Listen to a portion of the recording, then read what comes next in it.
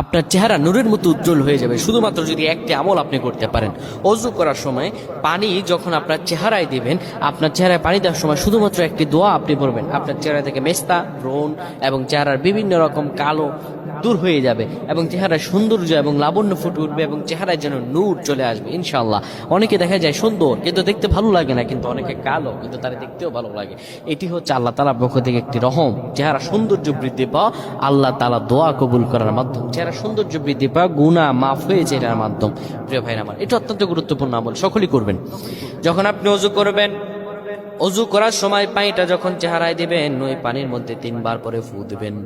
আল্লাহু নূরুস সামাওয়াতি ওয়াল আরদ আল্লাহুম্মা ইগফিরলি, আল্লাহু নূরুস সামাওয়াতি ওয়াল আরদ আল্লাহুম্মা ইগফিরলি।